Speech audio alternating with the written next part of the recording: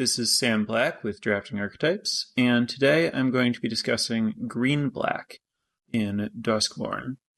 Green Black is an average performing deck according to 17 lands, but has the highest trophy rate according to Untapped, which I think is pretty interesting. Also, diving into their win rates by colors, it's kind of striking how different the two data sets are. And I kind of wonder about, the real part that was surprising was the difference in frequency that different archetypes were drafted, and the archetypes that performed better on 17 lands were more drafted by 17 lands drafters, whereas the archetypes that performed better on Untapped were more drafted by the Untapped drafters. So I wonder how strong the impact is in terms of people using one site or the other to get feedback on what's doing well, and then them biasing toward the things that the site that they're using says is doing well, and then that leading to it being more drafted on that site. Hard to know if it's just like variance in the data or if there's a causal thing or what. And pretty interesting in terms of what it says about whether the sample sizes on these data aggregation sites are large enough to give real info, given that they presumably have different but overlapping data sets and different but overlapping users, basically. So a lot to unpack there, but it's kind of off topic. So just something that I noticed while I was looking into the win rates here. But as far as Green Black having an exceptional trophy rate while having a less exceptional win rate, I think what's going on there is that Green Black in particular heavily relies on rares compared to archetypes. Part of this is that it has, like, a lot of the best rares are Green Black. Like, the top three non-mythic rares are Vel'Gavoth's Onslaught, Unholy Annex, and the Swarmweaver. Vel'Gavoth's Onslaught being the XX green, manifest X times, put X counters on them sorcery. Unholy Annex being the room that is like a Phyrexian arena that hurts you a little extra, and a room that makes a demon, and then if you have a demon, you drain them instead of losing life. And the Swarmweaver is the 4-mana 2/3 that makes 2 flying insects, and then if you have Delirium, gives all your insects +1/+1 and Death Touch. In addition to just having good rares in the color combination, though, Green Black uses the rares very well. It is structurally almost impossible for Green Black to be an aggro deck. All of its early creatures are kind of better defensively, and it has like good removal. It wants Delirium stuff, but it isn't great at turning it on quickly unless you're spending mana on cards that turn on Delirium more than they impact the battlefield, such as Say Its Name. And so the effect is that you can have a proactive Green-Black deck that's trying to have a dominating mid-game, but you can't really have like traditional like low-curve aggro deck that makes any sense in Green-Black. So I think the most natural thing to do is position it as a control deck that's trying to play long games and find its rares. And so the fact that on average you're seeing more cards, both because you're playing more turns and because you have some amount of card selection from stuff like Say Its Name, the mill 3, then put a land or creature from your graveyard into your hand for 1 and a green, and even just like the Surveil on Wary Watchdog, the 1 and a green 3/1 that surveils on ETB or dies, give you some extra card selection to be digging toward your rares. So yeah, I think that there are a bunch of like fine commons for the archetype, but they're very much all like support pieces that are playing defensively or interacting with your opponent or helping to find your other cards and set up Delirium and stuff like that. And the way that the colors are structured, you're going to be winning with your higher rarity cards most of the time. And so what those are matters a lot. If you have to be trying to leverage uncommons rather than trying to leverage top tier rares to win the game, you're just going to win fewer games. And so I looked at the trophy decks to confirm that, and unsurprisingly, there were a very large number of Valgavoth's Onslaughts, Unholy Annexes, and the Swarmweavers in green-black decks that trophied. I would say the average number of those cards in a deck was certainly appreciably above 1. Probably not as high as 2, but maybe closer to 2 than 1. And then there are also, a number of other strong mythics and rares that can sub in for those with similar effectiveness. So that's kind of my way of using what I see in the data to support what I kind of think is going on here anyway, and using what I kind of think is going on here to explain the data, however you want to think about it. It's probably a little of both. So the commons, as I mentioned, are mostly playing support. Like, this isn't a deck that's really drafted around synergies at low commonality. You're very much going for individual card power more than synergy. Where you want your cards to work together is less in synergy and more in enabling Delirium. And the way that you want to do that is both with some number of cards that put things in your graveyard directly, either via Surveil or Manifest Dread or Milling. But the real thing to be looking for during a draft is paying some amount of attention to diversifying your card types. So, for example, there are both instant and sorcery speed removal spells available to you at common. You have Monstrous Emergence and Final Vengeance at sorcery speed. Monstrous Emergence being the 1 and a green, choose or reveal a creature and do damage equal to that creature's power to target creature. And Final Vengeance being black, sacrifice a creature, enchantment, exile target creature. And then at instant speed, you're mostly looking at Murder and Winter's Intervention. Murder being 2 and a black, instant destroy target creature, and Winter's Intervention being 1 and a black, deal 2 damage to target creature, gain 2 life.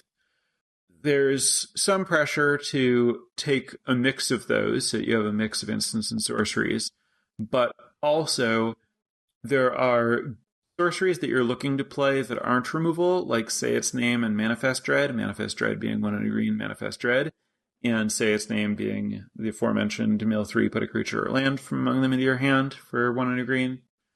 You're more likely to want to play those than you are to play the next best instance, like Give In to Violence or Horrid Vigor, the 2-mana combat tricks in green and black. Therefore, you might want to assign a little bit of extra weight to Murder or Winter's Intervention or different higher rarity instance that you see to kind of anticipate that later in the draft you're going to see more sorceries, and you're going to ideally want a balanced number of each of them to maximize your chances of hitting Delirium, and even more to maximize your chances of getting to a large number of card types for Broodspinner, the green-black uncommon 2/3 Surveil 2 that you can spend 6 mana and sacrifice to make insects equal to the number of different card types in your graveyard.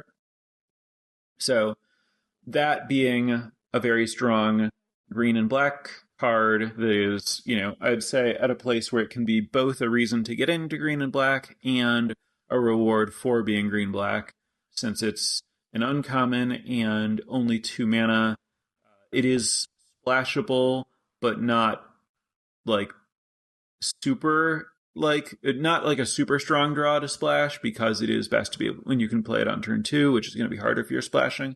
Obviously, having the 6 mana ability means that it has a little bit more late game impact, so it's like a splashable card, but I think that a lot of people who are in one of the colors would take something in their color over trying to splash it. So if you're the green-black drafter at the table and there aren't a lot of them, you'll likely get the spider later, and so you're reasonably likely to have one or more copies of this card, and being prepared to get the most out of it is pretty valuable.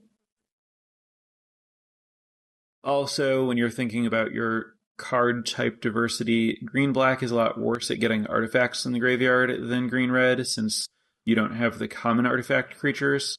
Your only artifact creatures are the green uncommon artifact creatures. And that means that you're a little bit more likely to be interested in cards like Found Footage and Bear Trap, the 1-mana artifacts in the set that can sacrifice. So Found Footage sacrifices for 2 mana to surveil 2 and draw a card, and Bear Trap sacrifices for 3 mana to deal 3 damage to a creature. Neither of these are a fantastic rate, but neither of them is like a really embarrassing rate, and they're both playable cards that are very good at getting artifacts in your graveyard, since they're an artifact that can just go directly to your graveyard when you want them to.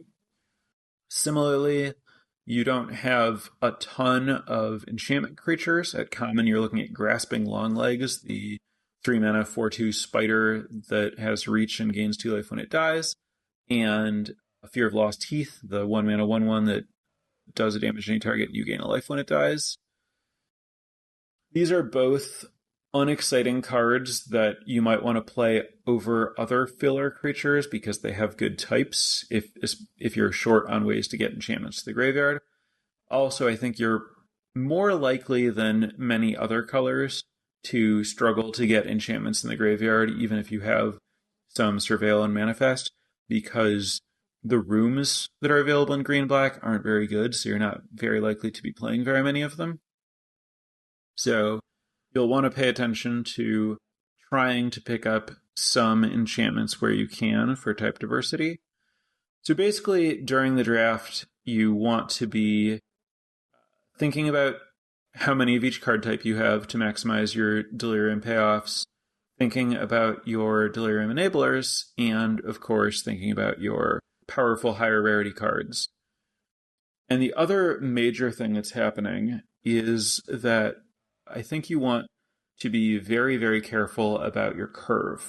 Despite not being an aggro deck, I think you really want to have a low curve here, because I think that green in this set's biggest weakness is kind of getting tempoed out and run over. And it's like there's a lot of very efficient hard removal that the aggressive decks can play with stuff like Trapped in the Screen and Unable to Scream that are really punishing to the 4+ mana green cards. And so you really don't want to rely on very many of those. So you kind of want your commons to be cheap and or interactive spells. And then for your cards that are trying to win the game to be your higher rarity cards rather than the higher impact commons. I think the more commons that you have to play that cost 4 or more mana, the worse position you are in general. Also, of course, this deck splashes very well. Spineseeker Centipede, the 2 and a green 2/1 that searches for a land and puts it into your hand on ETB and has Delirium, gets +1/+2 in Vigilance, is a really good card for this deck, regardless of whether you're splashing.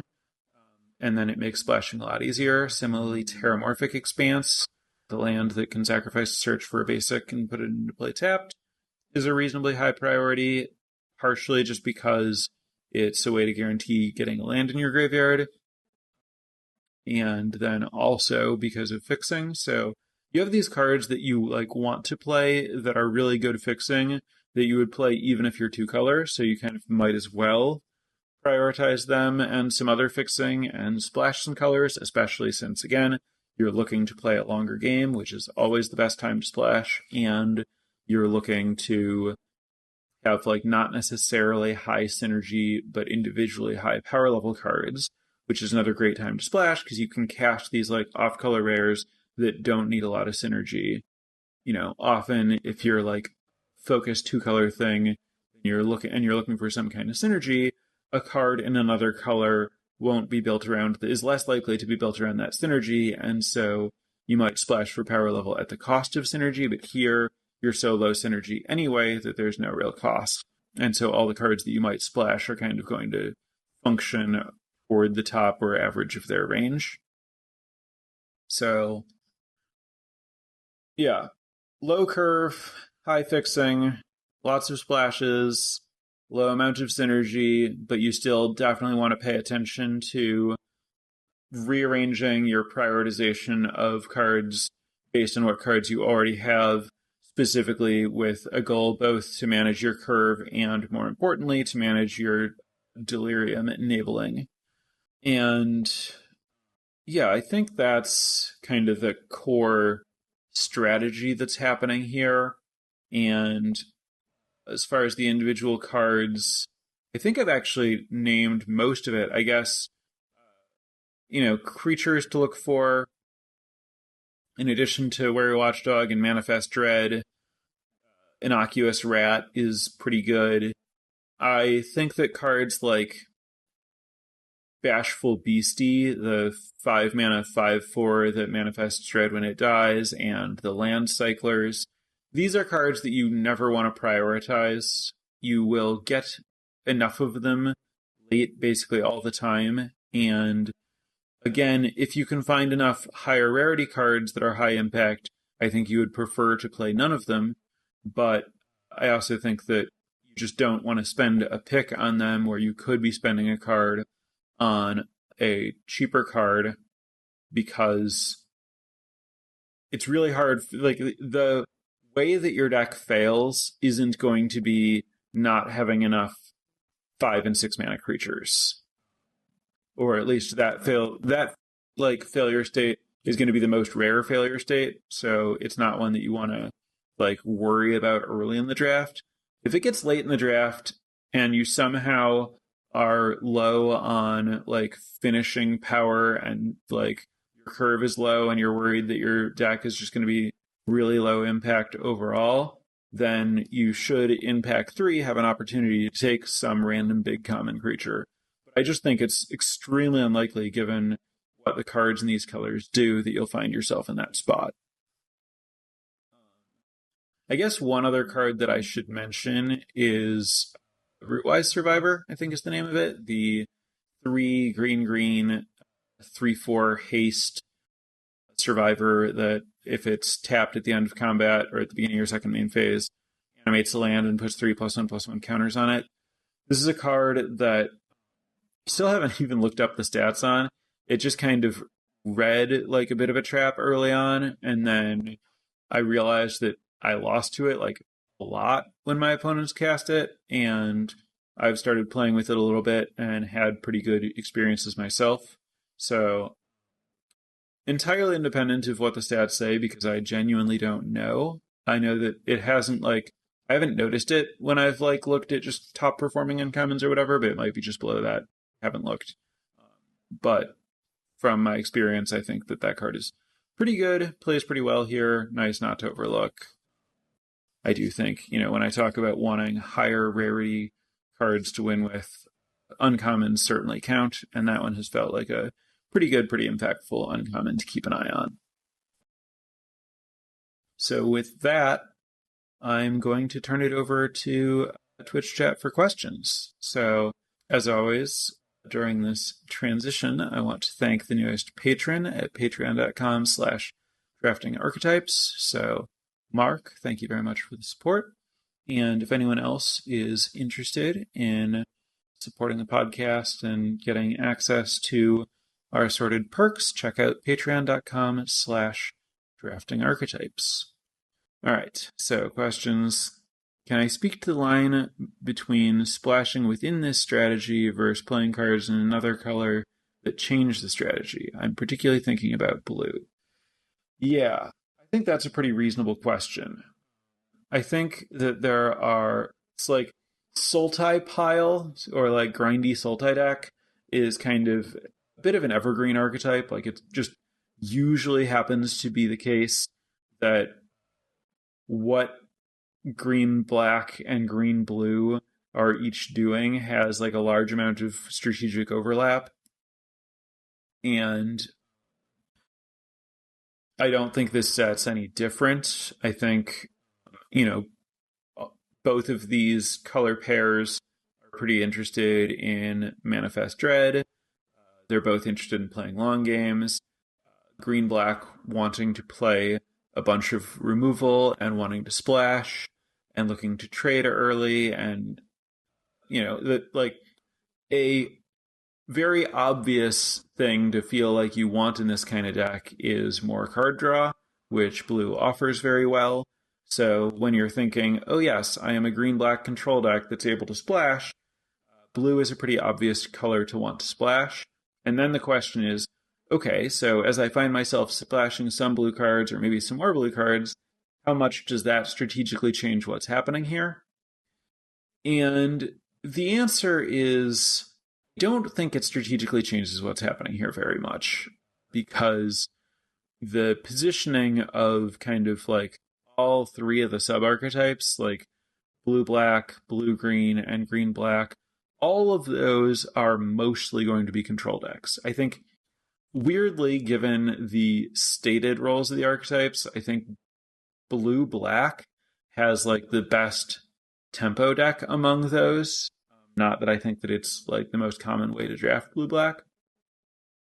So, yeah, I think you can kind of pretty seamlessly identify that your deck is going to have blue, green, and black mana in it, and not necessarily worry a lot about the balance of those colors, or like figuring out what your primary and secondary colors are during the draft, and kind of figure it out at the end, and just sort of like draft any cards in those colors and figure it out later in terms of like what your color balance is like. Obviously, you'd want to prioritize fixing where you can, but yeah, I think that the core strategy is going to be pretty similar regardless.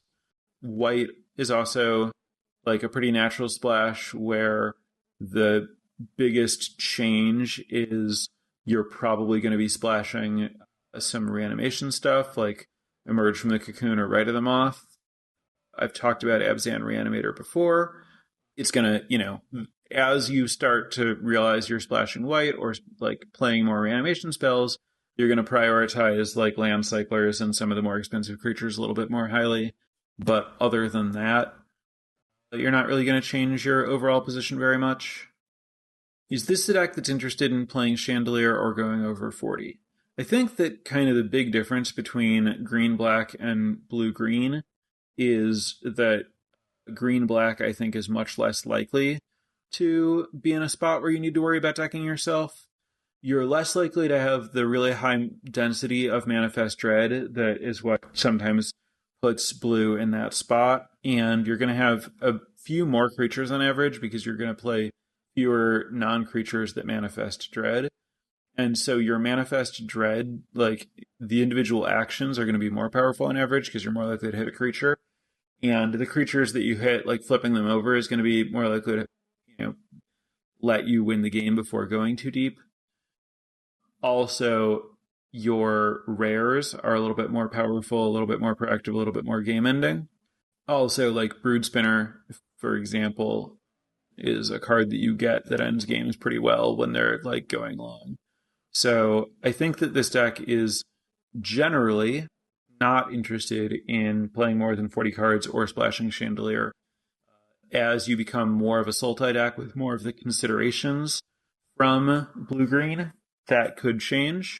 But in green-black, I don't think that you're trying to play the like infinitely long game. I think that you are trying to play the long game, but like mid to long rather than long to extra long. Do I think the 2/2 for 4, where you and your opponent each discard a card, is a priority in this archetype? No. It fuels Delirium and takes some resources away from the opponent. You also don't care if it gets nabbed by screen or unable to scream. The issue here is that, as I mentioned, my primary concern is kind of like getting run over or tempoed out. And it's like the kind of the worst you can do in terms of stabilizing on turn 4. And it's like good at grinding, but your whole deck should be pretty good at that. I think it's a playable card if you're doing stuff with your graveyard, by which I mean if you're Reanimator. But if you're just kind of like generic green black and playing it just like for value, I think it's not strategically or structurally very good in the archetype. I think that it's kind of at its worst here, where I think like black red, so black white likes it the most because of its interactions with setting up Emerge from the Cocoon. And then red black and blue black are both, I think, a little bit better at having a lower curve on average and a little bit more removal and being a little bit more grindy in like the attrition sense, where green is contributing less to your attrition plan and kind of more like green is going to be playing more of a big game, where red and blue are going to be playing more of a small game when paired with black. And when you're playing the big game, making your opponent discard a card is not very impactful strategically on what's happening. Whereas when you're playing a small game, the leverage of that like card advantage is a little bit higher. And when you have like more impactful cheap plays, it's a little bit more likely that you're going to be able to afford to spend turn 4 only adding a 2/2 to the board. In green-black, you'd rather get your value somewhere else. If you're splashing Kaito in a green-black deck, how aggressively would you surveil cards into the graveyard to hit Delirium? By the time Kaito's down, there's already a lot of context in the game, and your primary goal at that point is to protect Kaito kind of above all other considerations. So, like, there could be spots where you need to aggressively surveil stuff into the graveyard to hit Delirium because you have, like, a 1-mana 3/3 that you need to turn on to be a defender, or you have a whatever the uncommon removal spell that becomes 2 mana when you hit Delirium. Like, some kind of immediate high payoff that, like, lets you protect Kaito that turn because you hit Delirium. And in that spot, you might have to just, like, throw... But, like, you also... When it's I need to hit Delirium right now, like, you know, if cards give you Delirium, it's not about, like, digging further to get to other cards that give you Delirium. And I feel like most of the decisions that you're going to be making when you're surveilling with Kaito is just like, is this a card that helps me develop in a way that will help protect Kaito? So I think in general, it's not going to be a huge consideration, and there will be so much context and so much information that you really shouldn't be going based on like the general rather than specific considerations in that moment anyway. So the next question is, how many players does a pod support in kind of the green-black space? And then how much does the flexibility in terms of like color balance and splashing impact that? So if you assume that, you know, an average drafter, the drafters are drafting 2 colors on average, I think in reality it's a little bit more than that, then 2 times 8 is 16 divided by 3 colors is basically 15 divided by 3, so like a little bit more than 3 players per color. So given rounding up based on like people playing more than 2 colors, I think it's going to be not that weird for 4 people to be in green. And then I think that given that drafting like aggressive green-white's pretty rare, I'd say you probably have about 1 person at a table drafting an aggressive green deck that's usually going to be green-red. And then maybe like 3 other people, 2 to 3 other people sharing the like more, you know, soupy, mid-rangey, control-y green cards. And those people are mostly going to be in a space that's like strategically similar to this. I doubt all of them will be playing black, and it might be a problem if all of them are playing black. But I think that it would be fine if, you know, 2 players were playing green-black. Maybe one of them is splashing blue, one of them splashing white, or, you know, could be splashing red or whatever. I think, like, pretty safely 2 to 3 players at a pod can be doing something broadly in this space. if 4 people are all trying to do it, they're going to be like fighting for centipedes and stuff a lot, and their mana is going to like they're going to have to spread into more colors with insufficient fixing because they're going to be fighting over fixing.